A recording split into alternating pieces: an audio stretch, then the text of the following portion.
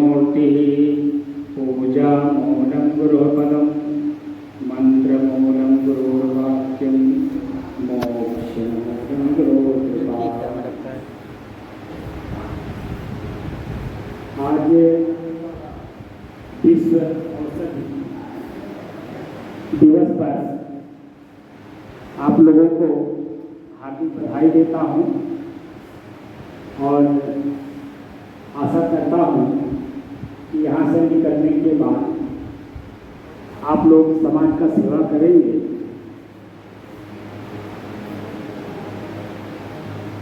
और समाज सेवा से ही आपका अपना खुद का सेवा होगा। ये भी बात का ध्यान रखिए। हम कबीर साहब के वचनानुसार आप लोगों को बताएंगे कि कबीर साहब हमारे बीच के हुए और सबसे पहले कहते हैं कि तुम अपने आप को पहचानो। हमारा अध्यात्म यही बात कहता है कि मैं कौन हूँ। यहाँ कोई हिंदी के प्रोफेसर हैं क्या? हिंदी अध्यात्म का क्या मतलब होता है? आपने एक्सप्लेन करके बताएंगे? माइक तो वहाँ है, नीचे है, उसमें है। मैम यहाँ आ जाइए ना, आगे आ जाइए। आप यहाँ आइए ना, आपके माध्यम से हमारा प्रकाशन होगा तो ये लोग समझेंगे। आप एक विशेषज्ञ हैं, विशेषज्ञ के लिए नहीं हम बोला। आप बड़े हैं तो बड़े और बड़ा होना पड़ता है, तो बड़ा और बड़ा कैसे हो? बड़ों के बीच में जब आप जाएंगे तो जो कमियां उसको दूर करेंगे तो क्या बड़ा होगी? अध्यात्म शब्द का संधि निषेध करके हमको जरा बताइए आप।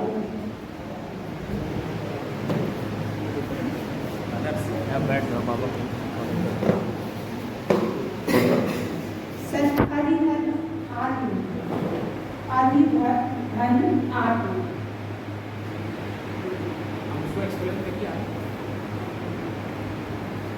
जी सर, मैं भी कबीरदास के बताए गए मार्गदर्शकों पर और चलना चाहती हूँ। तो मैं यही जानती हूँ कि मनुष्य को स्वयं को पहचानना पहले जरूरी है। अब वहाँ में चाहिए आदि घन आत्म आपने कहा जी, अब वो दो शब्द बन गए ना जी, आत्म अब दो शब्द बन गए।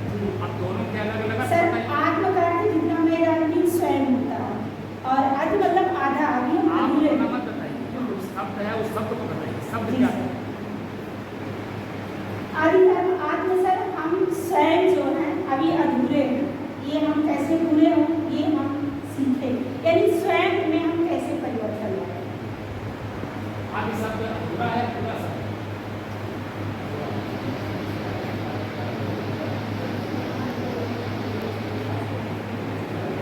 सर किसी किसी अर्थों में आधा भी इसका प्रयोग है, कहीं कहीं पूरे के रूप में भी। मैं क्या पूछा हूँ? आदि पूरा शब्द है या आधा है? सर शब्दांश है, शब्द नहीं है। शब्दांश जी। तो शब्द नहीं बनेगा तो अर्थ कैसे निकलेगा? अर्थ नहीं निकलेगा तो हम कैसे मानेंगे? क्या कह रहा है? सर शब्दांश है तो हम शब्द में जोड़ेंगे तो बहुत सारे शब्द बनेंगे। दो शब्द बनते हैं जी, कोई जब तक शब्द बनेंगे ना कितना दिन मिलेगा तो कैसे आप बताएंगे? जी। उस अध्यात्म शब्द का क्या कह रहा है? क्या सबसे पहले अपने आप से प्रश्न करिए कि मैं कौन हूँ। अगर मैं अपने आप से प्रश्न करता हूँ कि मैं कौन हूँ तो उसमें कमियां जो रखती हैं उसको हम क्लियर करते हैं खुद अपने आप। और जब अपनी कमियां हम दूर करते हैं तभी तो दूसरे के ऊपर उसका असर पड़ता है। अगर हमारे अंदर में कमी है, हम जैसे मैं अपने के ऊपर ले रहा हूँ, मैं साधु बना, मैं पढ़ा लिखा रहता हूँ, साधु क्यों बना ये प्रश्न मैं अपने आप से प्रश्न करता हूँ सुबह सुबह शाम, मैं साधु क्यों बना। साधु समाज में शब्द है, साधु का मतलब क्या होता है? तो साधु का मतलब होता है सज्जन व्यक्ति। तो मैं सज्जन पहले नहीं था, कब तो सज्जन बनने आया। तो सज्जनता का क्या परिभाषा है? हमको कोई गाली दे दे, हम उसके गाली का बदला गाली ना दे तब तो सज्जन होंगे। अगर उसने गाली दिया मुझे और मैं उसके गाली का प्रतिक्रिया उसी के शब्द में मैंने गाली दे दिया तो उसमें मेरे लिए क्या अंतर रहा? यही जनता क्या कहती है, मन वो तो ससुरा है ही है वैसा आई होकर बाप बन। क्या मतलब उसका? बोलिए, अगर हमने किसी के बात का जवाब उसी की भाषा में दे दिया तो पब्लिक डिसीजन पब्लिक लेती है। सबसे बड़ा परीक्षक हमारा जनता है, हमारा परीक्षा जनता लेती है। हम किस पद पर हैं, क्या नहीं, क्या करते हैं, क्या नहीं करते, वो पाँच करती है और उसी तरह से हमको हमारा पद ऊंचा भी करती है और नीचे भी लाती है। मतलब तो हम क्या कर रहे हैं? अभी जैसे डॉक्टर साहब बता रहे थे, आप लोग औषध के बारे में जानना जरूरी होता है, लेकिन औषधि के साथ साथ कुछ चीज़ें प्रैक्टिकली जब होते हैं तो बड़े माइंड रख के काम करना पड़ता है। आप लोगों को नहीं मालूम होगा, हम जब छोटे थे तो डॉक्टर से हमारा बहुत घरेलू संबंध था। बम्बई के वो मशहूर डॉक्टर, वो हम लोग से कहते थे कि कोई भी मरीज आए सबसे पहला आपका कौन सा दवा काम करना चाहिए, वो रिलैक्स हो, 50% हो तो रिलैक्स हो। अभी रहने दीजिए, अभी कौन सी ऐसी दवा है कि 50% वो पहुंचते वो रिलैक्स हो जाए? बोलिए, वो कौन सी दवा है? कोई बता सकता है? तो डॉक्टर साहब वो आपको नहीं बता पाएंगे। सामने बैठे हुए हैं, ये भी वर्ल्ड हेल्थ से ये भी बोले हुए आज से 2500 साल से जुड़े हुए हैं, ये भी नहीं बता पाएंगे कौन सी दवा है कि जिसको हम प्रथम दृष्टिया इतना भी पीड़ित व्यक्ति हो। हाँ, क्या आप घर मौसम हैं, आपको खाए लोगे? नहीं, आपकी बात नहीं हो रही। उस मरीज को हमें रिलैक्स करना 50%। आपको हम नहीं आ रहे हैं, आप डॉक्टर हैं, आपके पास में मरीज बहुत कराहता हुआ आ रहा हो, कैंसर हो गया या कुछ भी हो गया, अब कराहता हुआ मैं कराना मतलब समझते हैं, पीड़ा आवाज़ जोर से निकलती है। और ऐसे में आपके पास पहुँचते पहुँचते हमारा 50% जो दर्द है वो रिलैक्स हो जाए, वो कौन सी दवा है? हाँ मैम, हाँ बोलिए। सर हमारे हिसाब से सहानुभूति शब्द एक होता है। कभी को पढ़ी है आप हिंदी में? जी सर। हाँ जी हाँ। पढ़ी है। हाँ, लेकिन अभी भी आप नहीं पकड़ पा रहे हैं। तो डॉक्टर साहब पकड़ पाए? कबीर साहब कहते हैं वचन जो शब्द है ये भी एक औषधि है। हमारा जो शब्द है एक औषधि है। रोगी व्यक्ति अगर आता है तो उसको हम कौन सा शब्द ऐसा बोले कि वो दवा खाने से पहले ज्यादा रिलैक्स होता है? तो क्या कहते थे हमारे जो डॉक्टर साहब थे, हम लोगों को समझाते थे कि कोई भी व्यक्ति कहीं भी आप डॉक्टर हो जाता हो, ठीक है, तो डॉक्टर का काम है, डॉक्टर जब ट्रेनिंग लेते हैं डॉक्टरी का, उनको उस चीज को सिखाया जाता है। लेकिन हम डॉक्टर ना भी हो और कोई आदमी पीड़ित हो और उसको हमें रिलैक्स करना, कोई दवा नहीं हमारे पास है, कैसे रिलैक्स करेंगे? तो कटुक वचन है औषधि, अरे मधुर वचन है औषधि, कटुक वचन है तीर, है ना? तो ऐसा शब्द हम प्रयोग करें। डॉक्टर साहब का ये काम है कि मानसिक रूप से बीमार है, शरीर रूप से या मानसिक रूप से कराहता हुआ आ रहा है, उसके कान में आवाज जानी चाहिए कि आप ठीक जगह पहुंच गए हैं, पहला बात। और इतना नॉर्मली बोलिए कि उसका कान जो सुन ले बात को और वो भीतर ग्रहण कर ले, क्योंकि वो तो आया ही है डॉक्टर के पास ना, उसको महसूस होना चाहिए कि मैं डॉक्टर के पास आया। ऐसा शब्द बोलिए कि वह रिलैक्स हो जाए कि आप सही जगह आ गए हैं, अब घबराइए नहीं, अब आप ठीक हो जाएंगे। इतना शब्द कहते कहते वह व्यक्ति जो पीड़ित है, करा रहा है, वह रिलैक्स हो जाता भीतर से। ये प्रैक्टिकली चीजें हैं। कुछ चीजें ऐसी हैं प्रैक्टिकली में, जैसे उदाहरण के रूप में मैं बता रहा हूँ, महाभारत काल में जब उसी ले लीजिए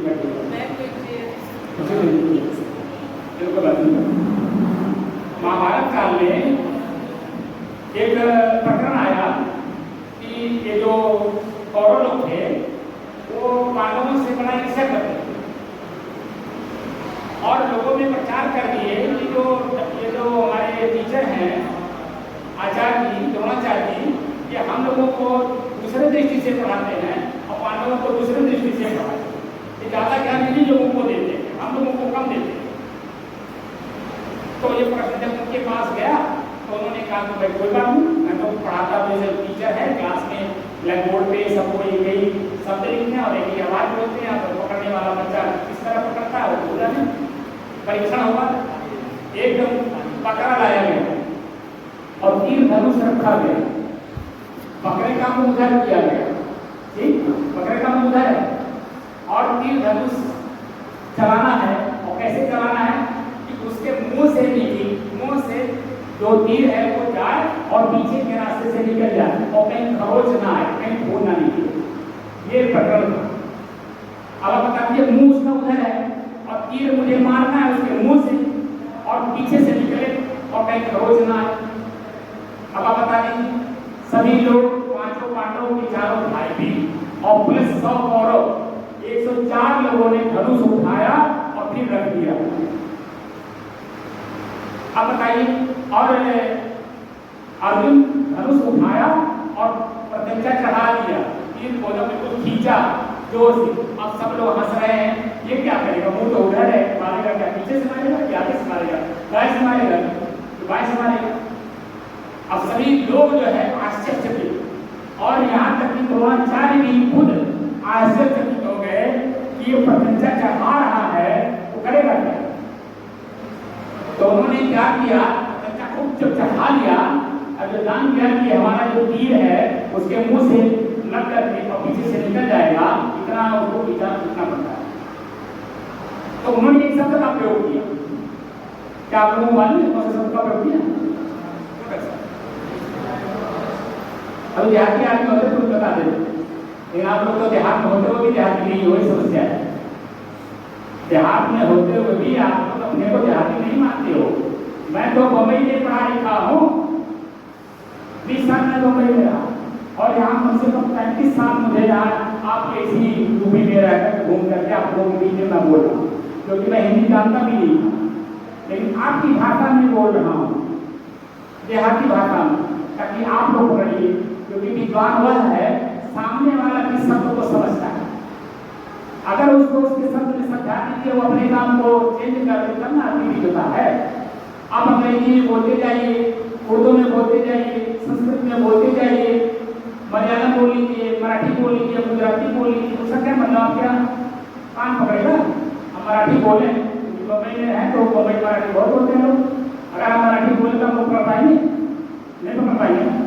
आप लोग फार्मासिस्ट हो रहे हैं तो कहाँ आपको दुकान खोलना है, चौराहे पे गाँव में ही तो किसका ट्रीटमेंट करना है, गंवार आदमी का ट्रीटमेंट करना है, तो गंवार में खुद करना पड़ता है। गंवार के सामने जब गंवारा बनेंगे तभी उसको आप अपनी में बैठा पाएंगे और तभी वो रिलेक्स होकर के आपके पास ही जाएगा।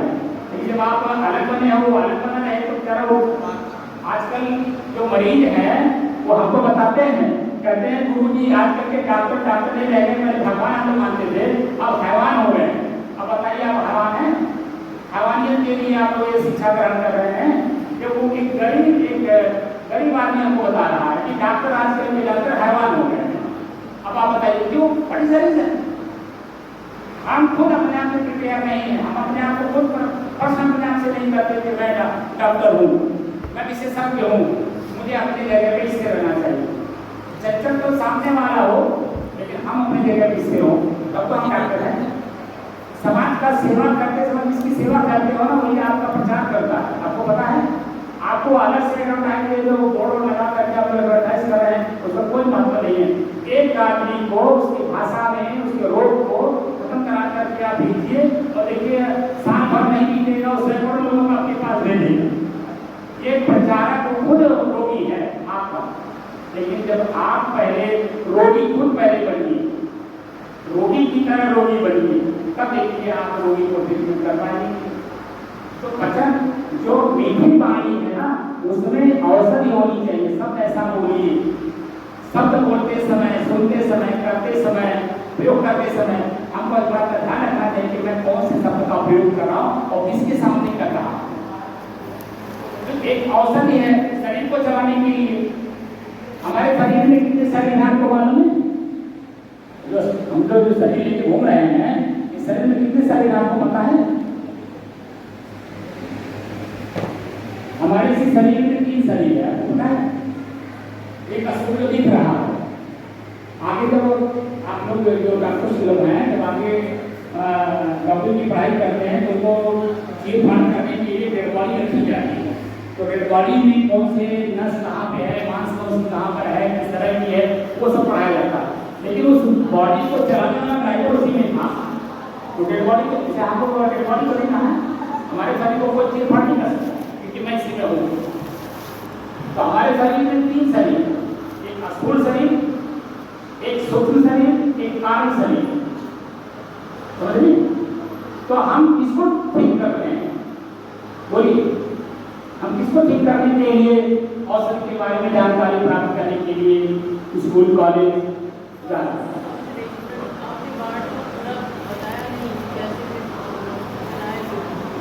हाँ, अच्छी बात है। आपने हमको उधर कहीं मैं दूसरे दिशा में जा रहा था, आपने पूछ दिया, बहुत अच्छी बात है।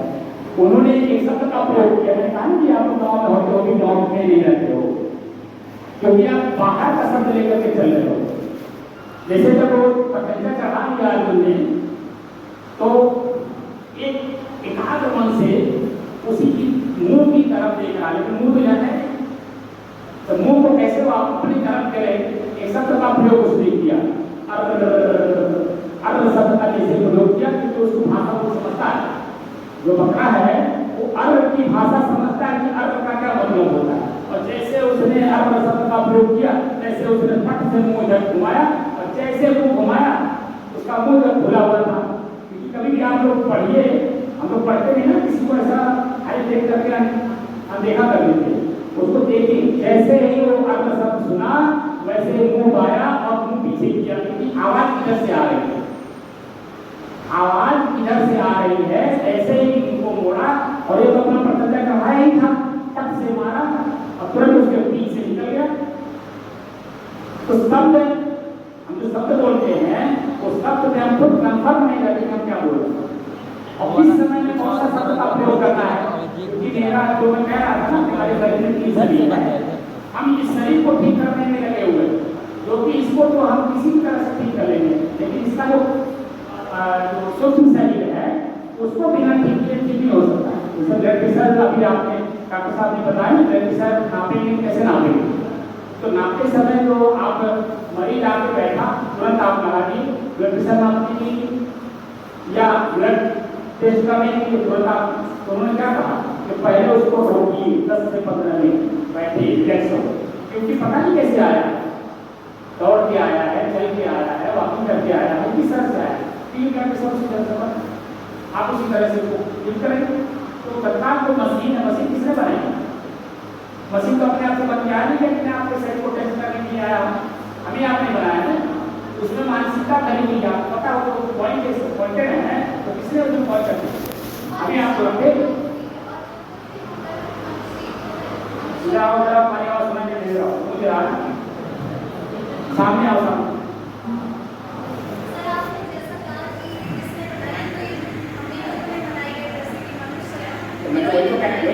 हमारा ब्रेन इतना वर्क कर रहा है कि वो काम कर सकता है, इसलिए हमें अपने शरीर को इतना काम बना के रखा होगा कि हर तरीके से, चाहे वो औषधि हो, चाहे वो टिकरी हो, हर काम में वर्क कर रहा है। अभी आगे नहीं जाकर से अभी चलते इसी वक्त पूछ लेता हूँ। मेरा एक प्रश्न है, जैसे अध्यात्म शब्द का इनसे मैंने पूछा, तो अध्यात्म शब्द का मतलब हुआ कि मैं कौन हूँ, यही कहा ना, स्वयं मैं कौन हूँ। दूसरा इसी का एक प्रश्न मैं तेरे से पूछ लेता हूँ कि शरीर मैं हूँ कि मेरा, जो शरीर है कि मैं हूँ कि मेरा? शरीर मैं हूँ, और इसके अंदर जो भी हम अपने मित्र प्रति कार्य करते हैं वो ऑप्शन है, ऑप्शन में खाली बोलना, आगे एक शब्द नहीं बोलना। मैंने क्या प्रश्न किया कि जो शरीर है यही मैं हूँ या ये शरीर मेरा? तो मैं इसलिए बताऊँ, मैं पक्का कंफर्म हो, पक्का? एक प्रश्न का उत्तर तो बता कि हम झूठ कहाँ नहीं बोलते, हम झूठ कहाँ नहीं बोलते, सब जगह बोलते, मुझे मालूम है, कहाँ नहीं बोलते, प्रश्न ये है। सर हमारे हिसाब से, मेरे हिसाब से हम झूठ हमेशा बोलते हैं, और अपनी बेसिक लाइफ में भी बोलते रहते हैं, एक तरीके से दिलासा देते रहते हैं, नहीं ये सही है, नहीं ये सही है, नहीं ये सही है, और वो डेली होता रहता है। अभी हमने प्रश्न क्या पूछा, कहाँ नहीं बोलते हम? हर जगह बोलते हैं मेरे ख्याल से, अपने माता पिता के सामने मैं वही बोलती हूँ। जैसे मुझे एक बात को सिद्ध करना है, सिद्ध करूँगी, मैं तो ये हो रही हूँ या मेरे सर में दर्द हो रहा है, क्या आपको बोलती हूँ? ये तो शब्दों का खेल है। शब्दों का खेल नहीं, तो एक्चुअल बात हो बताओ। हाँ, मैं ये कहूँगी कि उधर लगाई जैसे, हाँ, ये होगा कि मेरे सर में दर्द तो अब मेरे सर में मतलब क्या हुआ? मेरा ही तो हुआ, मैं तो हुआ नहीं। अब अब तुमने उत्तर क्या दिया कि मैं सही हूँ? मैं सर मेरा क्वेश्चन ये है नहीं, क्वेश्चन नहीं, पहले बात को समझा दो। कब तुम पकड़ोगी, सीखोगी, तो जाओगी, आगे बढ़ोगी। मैंने प्रश्न किया कि शरीर मैं हूँ कि मेरा? आपने उत्तर दिया मैंने थोड़ा सा घुमाया आपको, कहाँ बोलते तो आप सब जगह लगा नहीं बोलते, लेकिन प्रश्न ये है कि कहाँ नहीं बोलते। अब जैसे सर में दर्द हुआ, मेरी मम्मी के साथ तुम क्या बोलोगी? मैं सर में दर्द हो रही हूँ, क्या बोलोगी? सर में बिल्कुल कंफर्म आप सच बोल रही हो, अब बोलिए कंफर्म सच बोल रही हो नहीं? तो शरीर मेरा हुआ कि ना हुआ? बोलिए। अब वहाँ तो मैं अभी तब दो पार्ट हो गए कि नहीं? सर जैसे आप आपने सच समझ करके रहे हैं? आए हुए हैं कि ये मैं और मेरा यहाँ तक है। नहीं चलता है ध्यान में। यहाँ मैंने सीधे से प्रश्न पूछा शरीर में हूँ कि मेरा, तो सीधे सीधे तुमने मैं कहा, और अब मैं नहीं, मेरा आया कि नहीं आया? कंफर्म हुआ कि नहीं? तो शरीर मेरा है, हर जगह आप लोग बोलते हैं, तो शरीर मैं तो हूँ नहीं, तो अपने शरीर का ट्रीटमेंट कौन करेगा? डॉक्टर के पास कौन जाता है? कौन लेके जाता है? तो शरीर का ट्राइटर हुआ कि नहीं? मैं बोलिए, तो शरीर को कौन लेकर के चला? अभी आपका शरीर आपके से अलग हो जाए, इसको एक बॉडी बोलते हैं, वो अपने से वो करके कहीं शमशान घाट जाता है, उसको ले जाना पड़ता है। क्यों? क्योंकि इसको चलाने वाला ड्राइवर होता है। उसी को जो शिक्षा है ना, शिक्षा किसी भी तरह की शिक्षा हो, शिक्षा का मतलब होता है सीखिए। क्या सीखिए? अपने आप को जानिए। अपने आप को जान लेंगे तो कोई भी प्रॉब्लम कहीं भी हो सॉल्व करने में आसानी होगी। लेकिन जब शरीर को मैं मान करके बैठेंगे तब प्रॉब्लम और क्रिएट होता है। समझ में आया? तो अवसर क्या है शरीर को चलाने के लिए? हम इस शरीर में हैं, तो शरीर में किसी भी प्रकार का कोई दिक्कत होता है, सर्दी जुकाम हो जाए, बुखार हो जाए, कैंसर हो जाए, या कोई बड़े से बड़े कोई रोग हो जाए, तो रोग का निवारण कौन करता है? शरीर क्या अपने आप में बोलता है? शरीर अपने आप में तो बोलता नहीं। अगर अपने आप में बोलता तो जब हम शमशान घाट में इसको जलाते हैं तो उसको चिल्लाना चाहिए नहीं चिल्लाना, लेकिन कहाँ चिल्लाता? लेकिन जब आप इसमें हो, खाना बनाती हो, जरा सा भी आग आपके शरीर पे पड़ जाता है, आंगली हल्का सा जल जाता है, काबू में पड़ जाता है, तो कितना जोर से चिल्लाती हो? कौन चिल्ला? बस यूं है। तो हम औषधि जो देंगे मरीज को, हम किसको ठीक कर रहे हैं? उसके शरीर को नहीं, उसके मन को ठीक कर रहे हैं। उसको ठीक करने का मतलब क्या हुआ? मैं सब अपने आप को ठीक कर रहा हूं। क्रिया का प्रतिक्रिया ये पढ़ा नहीं आपने? Action to reaction. हम किसी भी के साथ जो एक्शन लेते हैं, रिएक्शन प्रतिक्रिया के रूप में किसके पास आता है? मेरे ही पास आया, क्योंकि वो सामने वाला भी मैं ही हूँ। आपको पता है नहीं? सामने वाला जो मरीज है वो भी मैं ही हूँ, क्योंकि शरीर में वो है, मैं शरीर में हूँ। इसका मतलब है चेतना, उसको बोलते हैं चेतना। आत्मा परमात्मा तो बात की बात है, वो अभी आप लोग वो बातें नहीं जान पाओगे। उसको कहते हैं चेतना। चेतना जो है शरीर के अंदर में, मेरे शरीर के अंदर जो चेतना है वो आपके अंदर है, और उसी चेतना के आधार पे हम अपने आप को खोल करके लोगों को पहचानते हैं कि किसका चेहरा कैसा है। और यही अगर मैं इससे ना रहूं, चेतना ना रहे, तो आप होते हुए भी नहीं देख पाएगा, जीव होते हुए भी नहीं बोल पाएगा, दवा होते हुए भी हाथ उठेगा नहीं, किसको कौन सा दवा दें? इसका मतलब है हम सामने वाले को ठीक नहीं कर रहे हैं, हम बल्कि अपने आप को ठीक कर रहे हैं। किसको ठीक कर रहे हैं? अपने आप। इसीलिए तो साधना की पद्धति आप लोगों को बता देता हूँ। भगवान और ईश्वर के बारे में आप लोगों को जानकारी है कि अध्यात्म में भगवान और ईश्वर के बारे में जानकारी है? दोनों एक ही है या कुछ अंतर है? हाँ बताइए, इधर आओ जाओ, और नहीं डरो नहीं। अरे ये तो कह रही दोनों एक ही है, वो कुछ बताना चाहते। इधर आ जाओ और बताओ, डरो नहीं, तुम संकोच ना करो। तुम्हारे अंदर में टैलेंट है, उसको किसी के सामने आप प्रस्तुत नहीं करोगी। तो भगवान और ईश्वर में कोई अंतर है या नहीं? जैसे मेरी मम्मी गुरुजी मंत्र लेती है तो हमें एक सत्संग में ले जाती हैं, तो वहाँ पर बताया जाता है जो भगवान है वो 3 देवता जैसे हैं, शिव जी और ब्रह्मा जी और विष्णु जी, और जो ईश्वर आते हैं वो उनको कैटेगराइज कर दिया गया है। जैसे हो गए क्या इंद्र जी हो गए और टाइप किस क्लास में पढ़ते हो? किस क्लास में पढ़ते हो? Sir, I am a teacher and economics teacher in a class for 11 to 12 and तो social. टीचर हो? Yes. तो एक बात बताओ, मैं जो चर्चा कर रहा हूँ तो भगवान और ईश्वर हिंदी के शब्द हैं कि नहीं? दोनों हिंदी के शब्द हैं जब आगे नहीं पढ़ना। हाँ, दोनों हिंदी के शब्द हैं कि नहीं? जी सर। हाँ? और हिंदी में पढ़ाया जाता है कि किसी भी शब्द का मात्रा बदल गया, अक्षर बदल गया, बिंदी बदल गया तो उसका अर्थ भाव क्या बदलेगा कि नहीं? सर तो कैसे आवाज़ पर्यायवाची आवाज़ होगी? थोड़ा कम कर दीजिए, गूंज रहा है। पर्यायवाची क्या रही स्टार्टिंग हो? नहीं अच्छा आएगा। तो अपने बताओ कि पर्यायवाची कैसे होगी? जब दोनों के शब्दों में अंतर है तो उसके भाव में, अर्थ में, क्रिया में अंतर होगा कि नहीं होगा? कह रहे हैं तब तो भगवान आप तो जान लीजिए भगवान और ईश्वर किसको कहते हैं? हल्का सा कम ठीक है, बैठ जाइए। क्योंकि जब आपको नहीं पता है, सत्संग में अनपढ़ लोग सत्संग करते हैं और हम लोग उन्हीं की बातों को सुन करके जब लोग सुधार कर लेते हैं, पता चला कि जब लोगों में हिस्सा बदल के जा ही रहा है, खाइए और हमको भी ले गया। हम पढ़े लिखे होकर के भी जब खाई में जा रहे हैं, बताइए भगवान आपके शरीर को कहते हैं। थोड़ा सा आज जान लीजिए और सभी लोग जान लीजिए, भगवान मेरा शरीर है और ईश्वर कौन है?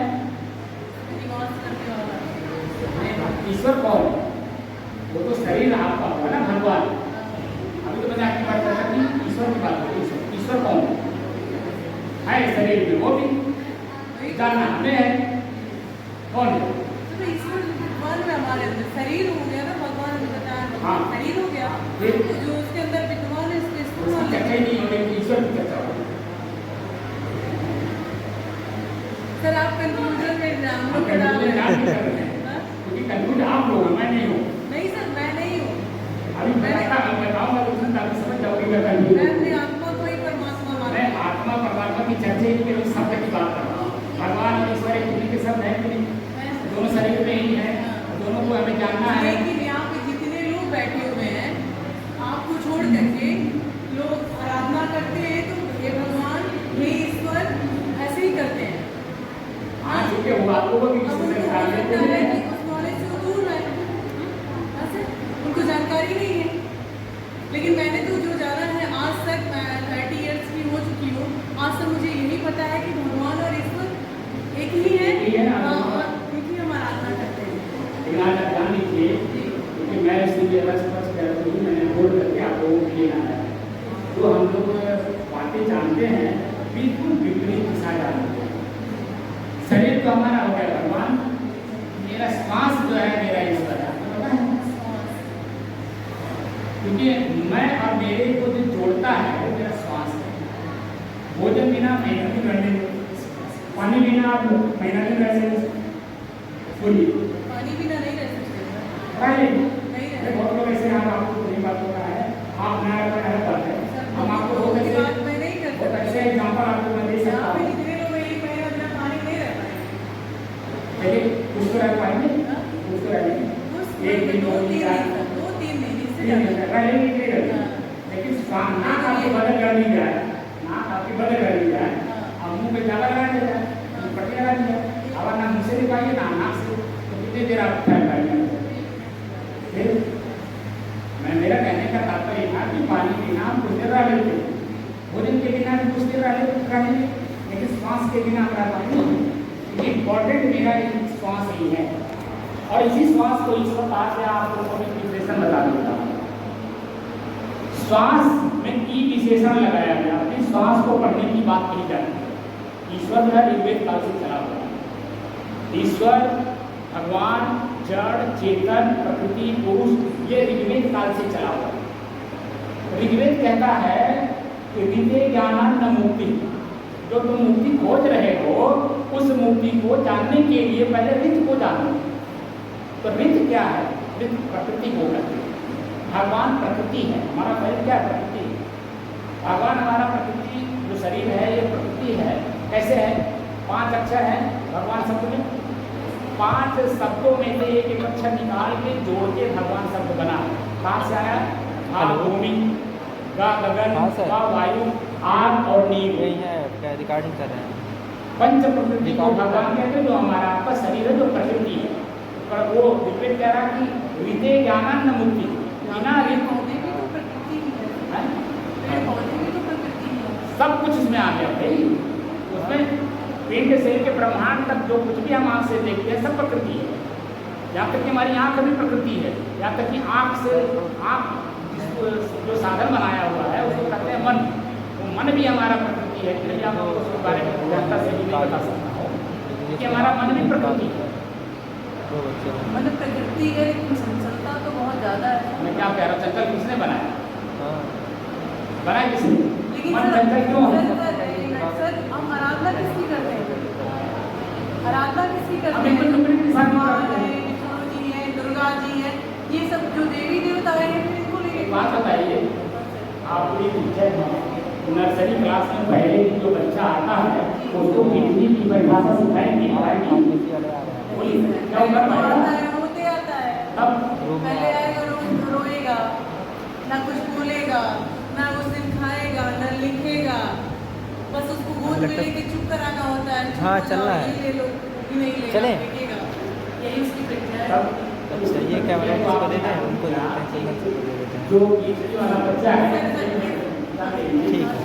पहले क्लास में आया बच्चा तो आपने बहुत लिख लिया, पहले दिन आया, लेकिन गिनती वाला जब आपके स्कूल में आ रहे हैं गिनती करने आता है तो बोर्ड में लेकर के आप सिखाती हैं नहीं सर, ये ना? वो छोटा नहीं है, पीएचडी करने जो आया है, इसलिए आप कई ये बात कक्षाओं को मैं वही मतलब वही आपसे कहना चाह रहा था जी। जो भगवान और ईश्वर हैं हम उनको दिखाते हैं कि ये भगवान है, तो किसको दिखाते हैं? शरीर को दिखाते हैं। कोई भी पुतला हो या चित्र हो, क्या शरीर का जो सदुपयोग किया चेतना ने उसको हम शिक्षा लेते हैं कि वो ऐसे थी, हमको भी ऐसा करना चाहिए। तो शिक्षा किससे ले? शरीर से लेना क्या? उस शरीर में जो शरीर को चलाने वाला था उसका ले? नहीं सर, कहा जाता है कि उनके आप अंदर समझी शक्ति नहीं होती है। हमारी बात का समझ नहीं। नहीं मैं समझ रही हूँ कि आप शरीर में जितनी गुणवत्ताएं थी उनके अंदर जो था उसको हम ले रहे हैं। शरीर में तो कुछ लगता है तो वो शरीर में आप मेरी बात सुन लीजिए, लेकिन बताया जाता है कि हाँ इनके अंदर शक्ति है, इनको एक चीज मान दिया जाए तो हमारा पूरा हो जाए। क्या उसकी शरीर को मान देंगे तो पूरा हो जाएगा? आप समझिए क्या उनके माने वो देवी थी तो कैसे देंगे आपको? अपने काम करना चाहिए। हमारे लिए साधु हम बैठ करके राम बैठ कर करके पानी मिला गैस पूछ दिया मुझे लेना ना पड़े तो क्या पानी उतर के हमारे पास आ जाएगा? नहीं आएगा ना? मुझे खुद उतर के लेना पड़ेगा। मैं क्या कह रहा हूँ मैं आपको समझाना चाहता हूँ किसी की भी चेतना जो शरीर में है हम लोग अपने कमरे में किसी आदर्श पुरुष का चित्र क्यों लगाते हैं? अपने अंदर में उस गुणवत्ता को लाने के लिए आप समझिए आप उनकी गुणवत्ता आप लोग फार्मेसी डे मना रहे हैं तो जो आयुर्वेद के या एलोपैथ के या होम्योपैथ के जो आदि होंगे जिन लोगों ने समाज को अपना समझा अपने को उनका संकेत को समझा दोनों को जब ये किया तभी तो उन्होंने देखा कि ये लोग शरीर से पीड़ित थे, मन से पीड़ित नहीं शरीर से पीड़ित है। तो शरीर से पीड़ा कैसे दूर की जाए?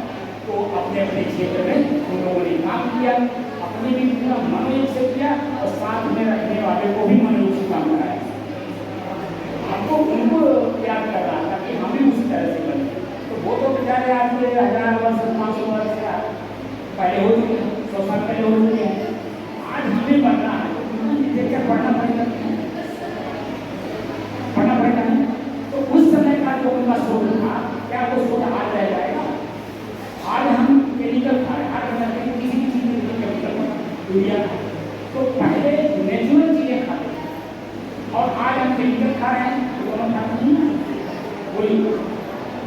तो पहले के जो अभी आपके सामने बताया कि पहले जो आप नापते थे विषय या सुगर नापते थे उसमें जो डिफिनेशन था वो आज खत्म हो गया, अब नई डिफिनेशन आ गई। तो खोज करने वाला आप ही मनुष्य जो है बोलिए जितना उसमें आप लेंगे उसी तरह से आपको अपनी हिस्से निकालेंगे जाना है। कोई बात नहीं आप जा सकते हैं एक साधारण की पद्धति आप लोगों के लिए बता देता हूँ, उसको जरा आपको गौर से सुन लीजिए। ज़्यादा नहीं, 10 मिनट आपको करूँगा। जो मैंने भगवान शरीर को बताया और ईश्वर आपके श्वास को बताया, ये हम नहीं बता रहे हैं, हमारे महापुरुषों ने हमको बताया। ये तो बीच के जो लोग आए, इन लोगों ने उस तरह का शोध नहीं किया, और जो जितना शोध किया उसी तरह से हमारे आपके बीच में वो बातें रखते के चले। लेकिन हमको गंभीरता लेनी है, उस लेवल पे जाना है जहाँ से शुरुआत हुआ। अध्यात्म जहाँ से शुरुआत हुआ है महापुरुषों के माध्यम से, उनको जब हम पढ़ते हैं तब हम सही दिशा में जा पाते। तो हम अपने शरीर को पढ़ें, तो शरीर को कैसे पढ़ेंगे? उन्होंने बताया कि अपने श्वास को पहले पढ़िए। श्वास को कैसे पढ़ेंगे? हमारा श्वास तेज चल रहा है, आप मानिए मशीन नहीं है, आपको ब्लड प्रेशर नापना है, कैसे नापेंगे? देखिए जब अपना नस लगाने लगते, मान लीजिए वो भी हमको ना करने आता हो तो हम अपने ब्लड प्रेशर को खुद जो है हम नाप सकते हैं। कैसे नापेंगे? हमारी जो श्वास की गति है वो हमें पता चलेगी, हमारा ब्लड प्रेशर हाई है या लो है या मीडियम है। क्यों? आप अध्यात्म के बारे में नहीं जानते ना, नहीं समझ रहे हैं। डिफरेंट चीज आप बात कर रहे हैं, मेडिकल साइंस को इससे रिलेट नहीं कर सकते आप अध्यात्म। हाँ बिल्कुल, बिना अध्यात्म में गए आप मेडिकल में काम नहीं कर पाओगे। बिल्कुल कर सकते हैं सर। एक बात बता रही, आप समझेंगे, एक डेड बॉडी को आप कहीं जरा वो समझ उठा मिलाएगा सर वैसे डेड बॉडी, पहले आप समझिए, मैं डेड बॉडी की बात कर रहा हूँ। डेड बॉडी आप कहीं उसको कहीं वो बड़ा उठा के मिलाएगा, एक आप किसको शिक्षा दे रहे हो? सर एक डेड बॉडी को आप अध्यात्म सिखा सकते हैं। मैं क्या कह रहा हूँ, डेड बॉडी को आप सुनिए, आप एक बात सुनिए, शरीर में दो पार्ट, जैसे मकान मालिक, जैसे गाड़ी और ड्राइवर। गाड़ी का ड्राइवर अगर ट्रेंड है तो गाड़ी को कहीं खरोच आएगी नहीं, तो सुधा तो चलेगी, चलाने वाला ड्राइवर है। अगर ड्राइवर ट्रेंड है तो गाड़ी को खरोच नहीं आने देगी। मैं आपको ट्रेन कर रहा हूँ, मैं आपकी बॉडी को मालिक जब चाहे तब इस शरीर को खाली करा सकता है, जब चाहे तब मालिक इस शरीर को खाली करा सकता है। जब चाहे तब खरोच की बात नहीं है इसकी, नो खरोच कोई बात नहीं, मालिक जब चाहे। अभी आप खाली सुन रहे हैं ना, खाली सुन लीजिए। जब इसका प्रैक्टिकल करेंगे कि थ्योरी और प्रैक्टिकल दोनों साथ जब करेंगे तब बात को समझ पाएंगे। जैसे डॉक्टर साहब वहाँ जब बता रहे थे, वो प्रैक्टिकल करवा के कर रहे थे ना, कि आपने जो तत्काल में आते ही जब वो ब्लड प्रेशर नापने वाली मशीन लगा दी, क्यों लगा दी? क्या आपको पता है? अभी तो बता रहे थे कि मरीज को पहले 10 मिनट बैठाइए, उसको समझा रहे थे, आपको समझा रहे थे कि आपकी बॉडी को समझा रहे थे, आपको समझा रहे थे। अध्यात्म का मतलब मैं स्वयं सीखने आया हूँ, तो सीखने की दृष्टि से हम आँख को कान को दिखा कर करेंगे तो सीख पाएंगे। एक पॉइंट आप लोगों को मालूम नहीं इसके बारे में। हमें जानकारी है कि ईश्वर जब चाहे, अभी के बाद ईश्वर जब चाहे तब इस शरीर को खाली करा सकता है। ड्राइवर के खरोच की बात माने, जहाँ तक मुझे जानकारी है। आपको उसके बारे में इसलिए जानकारी नहीं है क्योंकि आप उसमें हैं नहीं। मैं तो उसमें पूरा उसको खोजा हूँ, तब तो आप लोगों के साथ मैं डिस्कशन कर रहा हूँ। मैं खोज रहा हूँ कि ईश्वर, हमारे साथ आप खोजिए। जो ड्राइवर की बात है कि ईश्वर नहीं, मालिक जब चाहे इस शरीर को खाली करा सकता है। मकान है, इस मकान मालिक इसको करते हैं, ड्राइवर है। अब आप समझिए, मालिक प्रकृति को करते हैं। आपके शरीर में मिट्टी है, पानी है, आग है, हवा है, आकाश, 5 मालिक है। जल गगन क्या कर रहा है? सभी 5 तत्वों से शरीर तो बना है। 5 मालिक आपके शरीर में है। वही मैं कह रहा हूँ कि शरीर आपका जो 5 मालिक है वो कैसे समझने के पहले तो अपनी को एक को समझ लीजिए, एक को समझ लेंगे तो बात को समझने में आसानी होगी। शरीर को मैं किराए का मकान समझता हूँ। आपको नहीं पता है, पहले आयुर्वेद में वैद्य लोग हुआ करते थे, उनको किसी मशीन की जरूरत नहीं थी, तो आपका नब्ज तक बोलते थे और नब्ज से पता कर लेते थे कि आपको कौन सा रोग है और क्या खा कर क्या रोग है। ऐसा नहीं था। आज आपकी पद्धति बिल्कुल विलुप्त हो गई, तो कहाँ गई? क्योंकि हमें आप लोगों ने उसको विलुप्त किया। मशीन पर डिपेंड होकर, क्योंकि मशीन की चलाता आदमी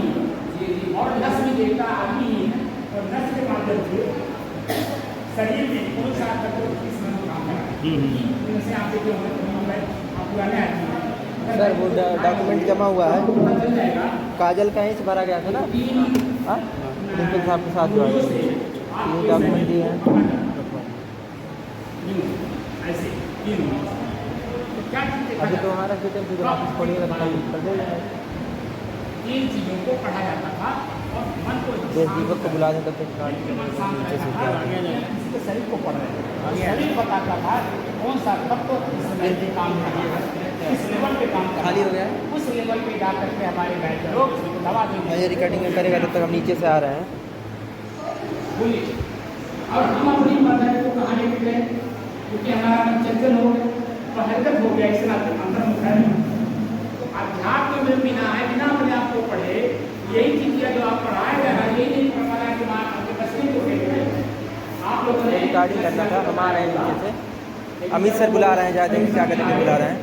रिकॉर्डिंग है ना, ऐसे जो बाबा जी जो बता रहे हैं इसे रिकॉर्डिंग करिए, आप यहीं बैठ जाइए ऐसे करके बताएंगे, तो जूम कर लीजिएगा क्वेश्चन अगर पूछ उसी को पढ़ने के लिए बिना अध्यात्म में आए आप किसी भी चीज को पकड़ नहीं पाएंगे और हो पाएंगे, चाहे वो भी किसी से हो पाए, क्योंकि आपका मन चंचल और चंचलता के साथ कोई भी काम करेंगे तो उसमें आपको उसकी जो विशेषज्ञता है वो आपको आ नहीं पाएगा। मेरा एक साधना का पद्धति बता रहा हूँ कि मन को कैसे कंट्रोल किया जाता है। भगवान कृष्ण ने जब अर्जुन से कहा कि अपने मन को बस में करो तो अर्जुन ने क्या जवाब दिया पता है कि हवा के वेग से ही कई गुना तेज चलने वाला मन हम कैसे अपने आप में बस में कर लें, तो उन्होंने क्या जवाब दिया उसमें, गीता पढ़ते हैं, गीता में स्पष्ट है अभ्यास और वैराग्य दो शब्द का प्रयोग करें। बार बार किसी काम को करेंगे जब उसको बोलते हैं अभ्यास, और उसकी विशेषज्ञता बार बार करने में ही हमें मिलती है, जितनी बार आप करते हैं उसमें नई नई चीजें आती हैं। तो अभ्यास प्लस वैराग्य, वैराग्य क्या है, वैर और राग दोनों के भाव से ऊपर उठकर है। वैर मतलब होता है दुश्मनी, राग मतलब होता है मोह चिपकाए, दोनों से परे होकर के जब हम इसको सीखते हैं तब उसकी विशेषज्ञता हम हासिल कर पाते हैं या उसकी मूल जड़ तक हम जा पाते हैं। तो हम तो अपने में अभी शांत तो है नहीं, अब बिना शांत हुए हम किसी चीज को ग्रहण कैसे करें। आप लोगों को नहीं मालूम होगा, मैं मदर में एकेडमी हमारी चलती थी, अमृत विचार एकेडमी, शायद आप लोगों को पता होगा। मैं उसका प्रबंधन उपप्रबंधन मंत्री के बाद नहीं देख पाता। तो हम लोग अनट्रेंड है कि व्यवहार का काम हम लोग जानते नहीं, साधु बन के तो व्यवहार का है और आम आदमी भी हमारे साथ कोई व्यवहार करता नहीं, इसीलिए हम लोग व्यवहार से कटे रहते हैं। लेकिन हमको जब पब्लिक के बीच में आना है तो बिना व्यवहार को सीखे पब्लिक के बीच में क्या काम कर पाएंगे कि हमें आपसे काम लेना है और आपको अपना काम लेना है, तो दोनों में एकरूपता जब तक नहीं होगी, दोनों हम एक नहीं होंगे तो ना हम आपको कुछ सिखा पाएंगे, आप हमको कुछ सिखा पाएंगे, ना दोनों एक हो पाएंगे। क्योंकि हमारे कभी साथ कहते हैं अपनी क्या है मेरी सुने और सुन मेरी एक क्या बोल, दोनों को एक करने की बात करता है। जैसे जब मरीज ठीक होकर के चला जाता है तो डॉक्टर की मनोभाव प्लस रोगी का मनोभाव एक हो जाता है, क्योंकि डॉक्टर का काम है ये ठीक हो और उसका भी काम है कि मैं ठीक हो जाऊँ। जब वो दवा काम कर जाती है तो डॉक्टर साहब कहते हैं कि ये दवा इसमें इस रोग पे काम आया और अन्य जो रोग भी आएंगे इस दवा इस रोग पर ये दवा देकर के उसको ठीक किया जा सकता है।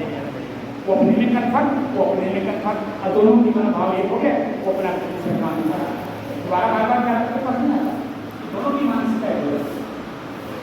तो उस समय में एक विशेषज्ञ आदमी है उनको सिखाने के लिए प्रबंधक को कैसे रहना चाहिए, प्रिंसिपल को कैसे रहना चाहिए, मास्टरों को कैसे रखना चाहिए, कैसे रहना चाहिए, प्लस जो टीचर स्टाफ है उनको कैसे रखना चाहिए, या बच्चों के बीच में आपको कैसे रहना है, या गार्जियनों के बीच में आपको कैसे ट्रीट करना है, वो सारी कलाएं सिखाते थे हर एक व्यक्ति को अलग अलग, ड्राइवर को, कंडक्टर को, दाई को, हर आदमी को अपने अपने जगह पे उसका एक भाषा परिभाषा करता है। जब उस अपने भाषा परिभाषा में वो परिपूर्ण है तो आपकी संस्था डेवलप करेगी, नीचे नहीं जाएगी, ऊपर जाएगी, कि हर आदमी अपने जगह पे अपने काम में लगा हुआ।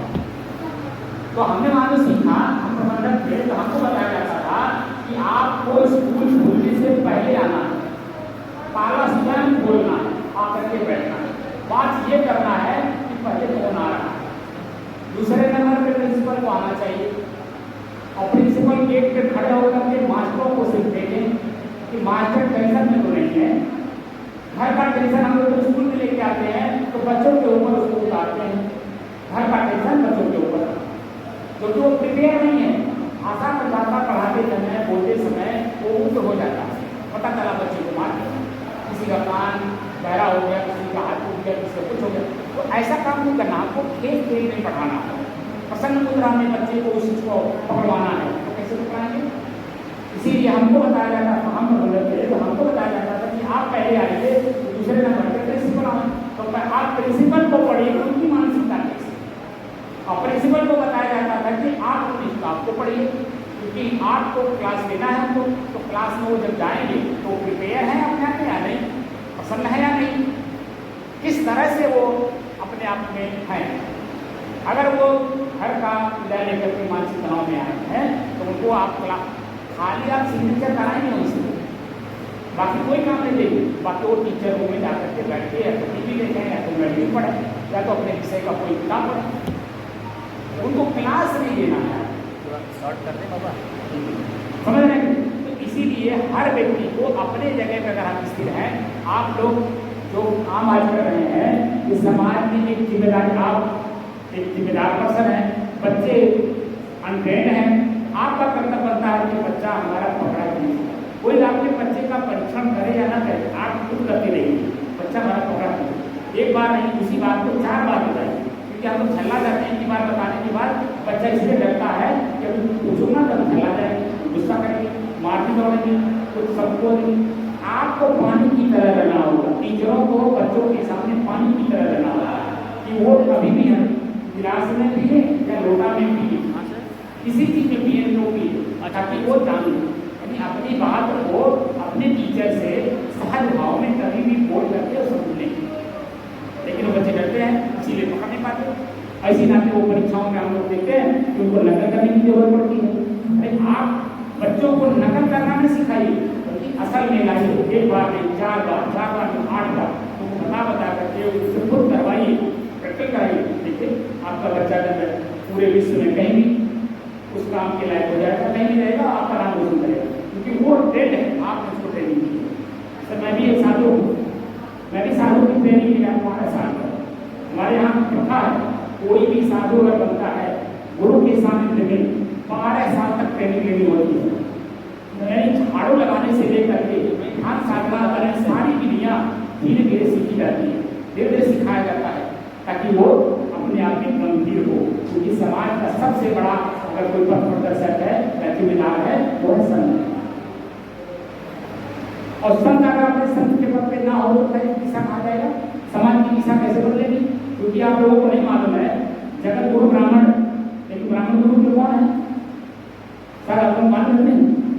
तो बता सकता है? जगत गुरु ब्राह्मण, जगत को शिक्षा देने वाले ब्राह्मण है, जो ब्रह्म को जानते हैं, जैसे मार्चल है वो ब्राह्मण है, ब्रह्म को जानते हैं, उसकी विशेषज्ञता को जानते हैं। तो टीचर जो आपके कौन है? तो जगत के बच्चे होते हैं। तो टीचरों को कौन दे रहा है शिक्षा? ये प्रश्न। जगत गुरु ब्राह्मण, ब्राह्मण गुरु कौन? यानी टीचरों का गुरु कौन? वहां कहा जाता है ब्राह्मण गुरु सन्यासी। कौन कहा जाता है? ब्राह्मणों का गुरु कौन है? सन्यासी। क्योंकि गुरुकुल में पढ़ करके ब्रह्म को जाने, और ब्रह्म कौन है जानते हैं हम लोगों को? ब्रह्म आप बहुत बड़ा उससे समझते होंगे, गीता में 18वें अध्याय के 54वें श्लोक में आप जाएंगे पढ़ेंगे तो वहां बताता है कि ब्रह्म भूत प्रसन्न आत्मा, ब्रह्म एक भूत एक पदार्थ है, वो क्या है? आपकी अपने चित्त की प्रसन्नता, चित्त प्रसन्न है आप ब्रह्म में हैं, लेकिन आपका चित्त दुखी है, पीड़ित है, किसी चिंता में है तो आप ब्रह्म नहीं है।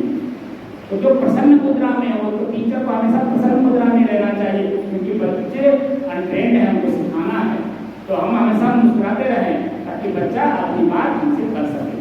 असल में आज हम लोग औषधि डे मना रहे हैं। फार्मेसी का मतलब क्या होता है? औषधि को होता है, तो औषधि डे मना रहे हैं पूरे विश्व में। तो 2 औषधि है, एक दवा के रूप में औषध, एक शब्द के रूप में औषध। तो मैं साधु हूँ, तो मेरा काम है कि शब्द की औषधि का आपको जानकारी दे, क्योंकि आपकी वाणी में वो कीमत होनी चाहिए कि मरीज कितना भी पीड़ित होकर के आए, दवा देने से पहले ऐसे शब्द का प्रयोग करिए कि आप सही जगह आ गए, बिल्कुल सही जगह आ गए, आप घबराइए नहीं, बस अभी आप पता 2 पैसे का दवा दे दीजिए, वो खाएगा, वो इसके दिमाग में मानसिक रूप से बीमार है वो, कि हमको डॉक्टर साहब कुछ दवाई नहीं दे रहे, हमको डॉक्टर साहब दवा नहीं दे रहे, हमारा मशीन पे चेकअप नहीं कर रहे, वो मानसिक बीमारी, और आप उसको जो है ठीक कर दीजिए, शब्द बोल करके आधा रोग खत्म, एक दवा दे दीजिए, वो चंगा होकर के आपके पास से जाएगा, और जहाँ भी बैठेगा आपका गुणगान होगा। तो आप लोगों को दवा के साथ साथ शब्द रूपी दवा को भी मेंटेन रखना है, शब्द को। इसीलिए आपको जो साधन की पद्धति में बताया जा रहा था वो है श्वास। कोई आ रहा था, ऐसे बैठी थी ना, बिल्कुल साथ अभी चली गई, उनको सुन नहीं पाई। आराधना किसकी करनी है? अपने श्वास की, अपने बार बार खुद पढ़नी है। तो कब पढ़ना है? शाम को सोने से पहले और सुबह जगने के बाद। शाम को सोने से पहले अपने श्वास को जब पढ़ेंगे तो हमारा श्वास हमको कुछ बताता है। अब क्या बताता है उसके अगर किसी के पास जिज्ञासा होगी तो मैं बता दूंगा, और सुबह जब उठ करके जब आप श्वास देखेंगे उस समय भी कुछ बताएगा आपको, आप लोगों का जिज्ञासा होगा तो बता दूंगा, ताकि अपनी वाणी को मैं ध्यान देता हूँ।